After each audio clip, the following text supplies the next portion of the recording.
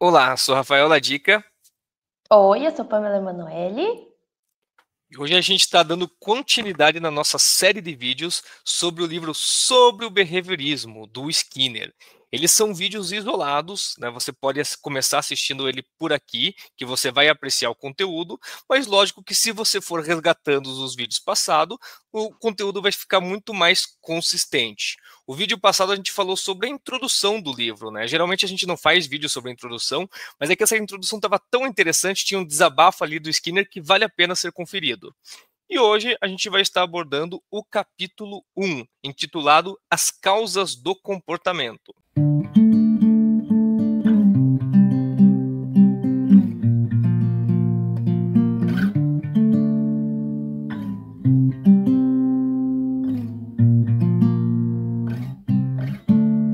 Como o próprio nome sugere, né, aqui a ideia do Skinner é falar sobre as causas do comportamento, né? Então ele vai fazer um apanhado ali, trazer as informações que ele observou dentro de várias filosofias, dentro de outras ciências que buscavam explicar, né, o que seria a visão de homem de cada uma. E a partir disso ele vai começar uma reflexão. O que cada uma vai trazer sobre o que é o ser humano, como que acontece esse comportamento, quais são as causas de fato. E a partir disso fazer essa reflexão para a gente tentar chegar em algum acordo em relação ao que de fato acontece para acontecer um comportamento. E ele vai trazer ali, né, essa. A gente estava até comentando, né, Rafa? É um capítulo difícil de ler de início, porque, como a gente trouxe no vídeo anterior, a sensação que dá é que o Skinner realmente fez esse livro como uma forma de desabafo, né? Ele viu a necessidade de trazer isso à tona. Então, ali o início ele é um pouquinho mais complicado de você fazer a leitura, porque ele começa a trazer ali as reflexões, né, do que ele conseguiu interpretar de cada um dos pontos, de cada uma das escolas ali referenciais ao estudo do ser humano, de como explicar, né, o que acontece no comportamento de fato. E até Então, curioso, né, porque lá no final ele tem tipo uma nota de rodapé que ele descreve que ele não vai sim, se preocupar em explicar o conceito por conceito, não vai se preocupar em referenciar algum referenciar. autor, né? Não, ele não vai. Sim, Ele entendeu ali o conceito, ele trouxe como é a percepção dele, às vezes pode até tá equivocado, ele não se aprofunda muito, é uma coisa superficial, simplesmente para dar base para o que ele quer dizer. Que daí sim é a formação da filosofia do behaviorismo radical. Então, assim, ele puxa de forma simplificada vários conceitos que tiveram ao longo da época dentro de várias filosofias para dar base para essa explicação dele. Então, realmente, algumas coisas vão ser bem simplistas e até mesmo podem ser equivocadas. exatamente. E um ponto de consideração que a gente estava até enquanto discutindo ali o capítulo, né, é considerar que o Skinner nesse período ele estava vivendo uma época de Guerra Fria, né? Então, ali é uma época em que a ciência não buscava ter esse diálogo entre as áreas, né? Era um período em que a ciência buscava cada um explicar da melhor forma possível, como quase como uma competição mesmo, né? Porque hoje em dia, apesar dele fazer distinções, né, da forma de causa de cada uma das ciências, por exemplo, a gente vai ter a psicologia do desenvolvimento conversando com a análise do comportamento também, né? A gente vai levar em consideração isso, que era algo que na época talvez não se buscava tanto, né? Então, ao longo do capítulo, ele vai querer trazer essas diferenciações, né?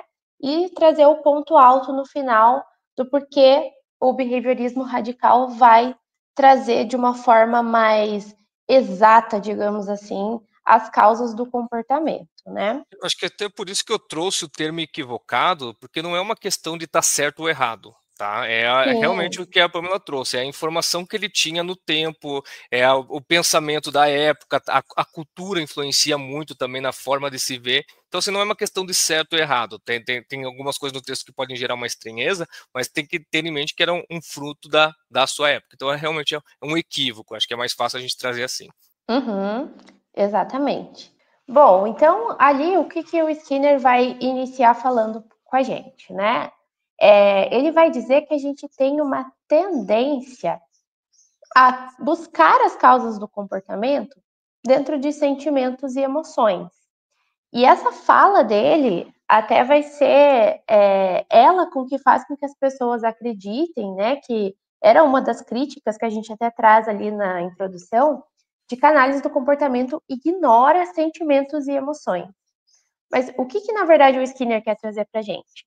É que as causas não são dos sentimentos e emoções que a gente sente ali no período que a gente está se comportando, né? Mas a gente tem essa tendência a achar que são elas as causas. Por quê? Porque quando eu me comporto, dependendo do comportamento que eu estou fazendo, por exemplo, se há uma situação ali que a gente sente raiva, a gente tende a dizer que a gente se comportou porque sentimos raiva. Então, se eu sinto uma tristeza, a gente tende a dizer que a gente se comportou de tal forma porque sentimos tristeza. Então, essa é a crítica do Skinner no sentido da gente tentar buscar as causas através de sentimentos. Porque o que ele vai dizer? Não foi o sentimento em si que fez com que eu me comportasse de determinada forma. Ela só é uma consequência daquilo que está acontecendo, daquela relação, né, entre eu e o que está acontecendo no meu ambiente. Então, ali vai ser uma das consequências que eu estou sentindo, mas não vai ser a causa. Mas, a partir do momento que eu considero que a causa do meu comportamento é um sentimento e emoção, eu cesso a minha investigação. Então, ali eu já tenho uma causa. E por muitos anos, a gente teve como essa causa realmente sentimentos e emoções. Só que aí ele vai trazer um questionamento. Onde vive, então, esses sentimentos e emoções? Se são eles as nossas causas, onde que eles estão? Né? Eles são fatos mentais. E aí ele vai trazer a questão do que ele chama de mentalismo, né? Que são aquelas filosofias que a partir daí fala, bom, se essa é a causa do meu comportamento, eles vivem em algum lugar, né? Que aí vem o início dele da reflexão sobre a introspecção, né? Que na época não era vista nem como uma ciência, né? Sempre foi muito criticada, exatamente por isso, né? E o que ele vai trazer? Que o mentalismo, que ele vai chamar, que são essas ciências que vão ali fazer esses métodos introspectivos, né? Que a partir ali de um autoconhecimento você vai entender as suas causas de fato, né? É um autoconhecimento no sentido de realmente buscar na sua mente, ele vai até chamar de mentalismo, né? Ele vai falar que essas ciências são ciências mentalistas, né? Ele vai dizer que vai trazer o exemplo, por exemplo, do Freud, que dizia que, né, existe aquelas estruturas mentais e essas estruturas mentais estão dentro do cérebro, né? Mas ainda assim, ele vai dizer que essas pessoas se sentem confortáveis de estar se justificando a partir dali, mas que ali realmente não é a causa, que existem outras opções, existem uma outra forma de você tentar identificar o que realmente ocasionou aquelas sensações que você sentiu. E não somente olhar para dentro dessa mente, buscar essa mente para tentar entender o que está acontecendo. Então, uma das estratégias que outras pessoas buscaram, né, que outros estudiosos buscaram, foi através do que ele vai trazer de estruturalismo. O estruturalismo que ele traz, né, não tem nenhum foco em si nas causas, e sim na forma de descrever tudo aquilo que está sendo observado, né, e com base nessas transcrições o cientista vai estar fazendo, né, o pesquisador vai estar fazendo, daí sim eles conseguem estar prevendo algumas causas por conta dessa frequência de comportamentos observados. Então ele até traz exemplos, algumas profissões que fazem uso desse método, né? Ele traz os antropólogos que vão estar olhando hábitos de uma determinada cultura, né, de uma sociedade, então ele consegue observando esses hábitos e prever como que essa sociedade vai estar agindo.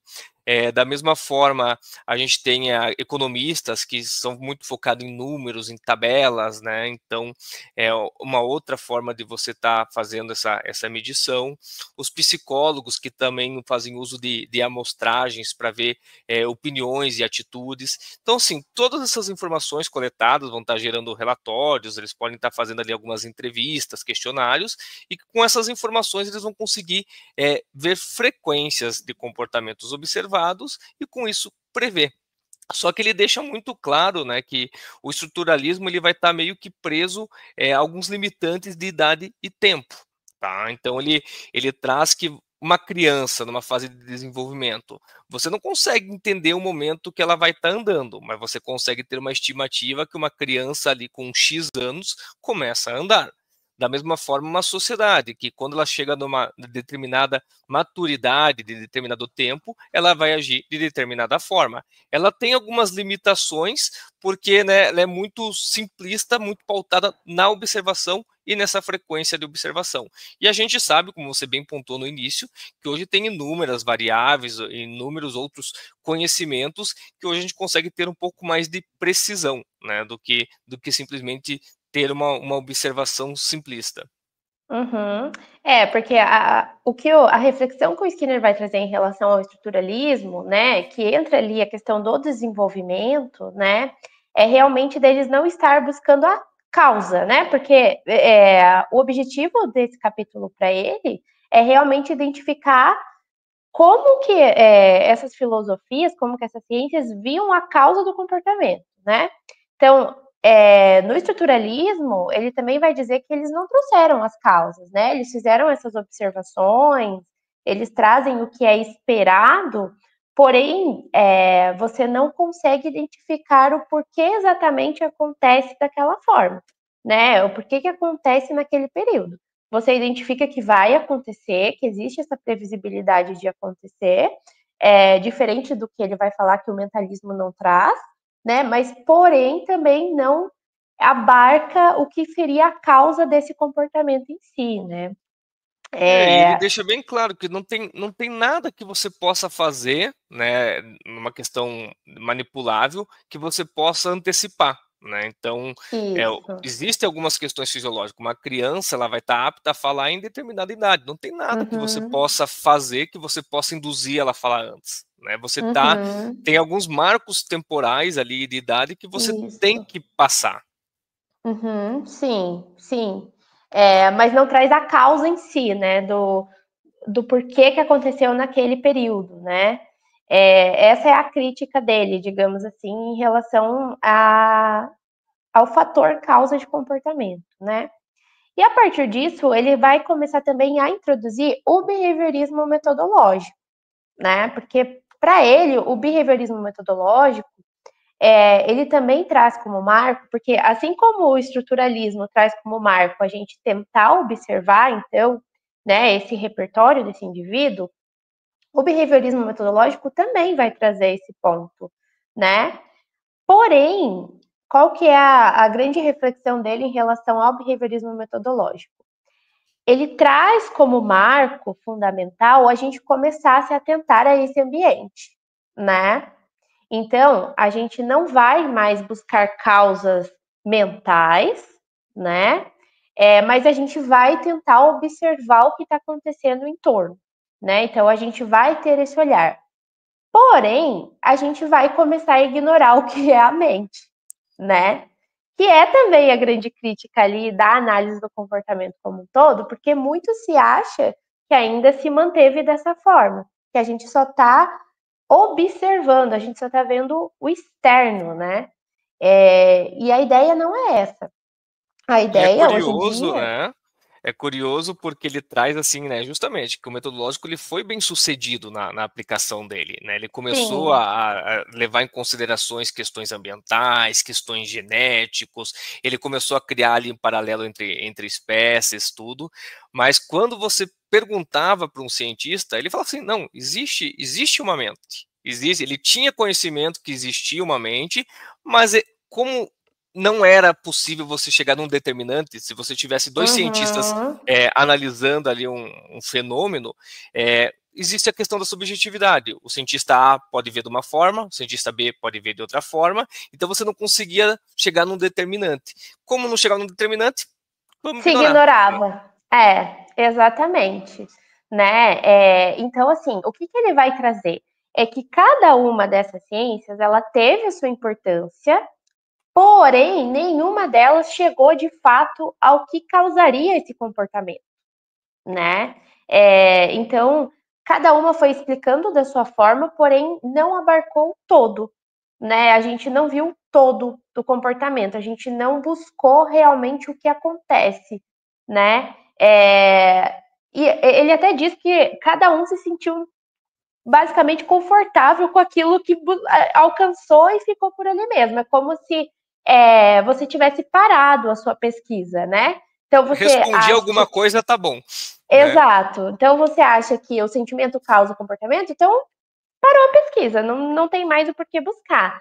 Se você acredita que só observando aquele comportamento já justifica para você, acabou também a pesquisa, né? Então, esse é o ponto-alvo ali dessas reflexões sobre essas novas, sobre essas outras formas de visão de homem, né?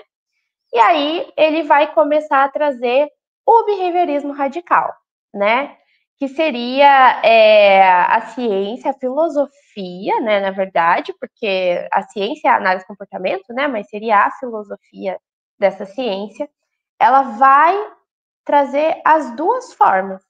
Então, ela vai como se entrasse, ele até usa o termo, né? Ele vai entrar em equilíbrio, né? Em que ele vai tanto considerar que sim, existe um ambiente interno dentro de cada um, né? Que vai influenciar nas causas do comportamento, mas a gente não vai olhar só para ela. A gente também vai olhar para esse meio externo que está sendo observado. Porém, a gente não vai olhar só o que está sendo observado. A gente vai olhar os dois. Então, a gente vai entrar nesse certo equilíbrio e, a partir daí, a gente entra numa complexidade maior, né? Porque aí você vai ampliar a sua pesquisa que até então você tinha acessado a partir de estar buscando uma delas, né? E é curioso, né? Lógico que a gente vai estar abordando aqui nos próximos capítulos, né? A gente vai adentrar um pouquinho mais nesse assunto, mas ele fala que sim, que não existe um mundo imaterial da consciência e da mente, né? Tudo aquilo é o próprio corpo do observador. Como é que a gente vai observar o que está interno? É o próprio pessoa que vai estar trazendo através de relato como que ela se sente, né? Ela vai estar externalizando, a gente vai estar puxando esse interno de uma forma a externalizar para ser cabível de observação. Então, a partir de agora, né, nos próximos capítulos até o fim do livro, a ideia é realmente expandir esse conhecimento do behaviorismo radical, né?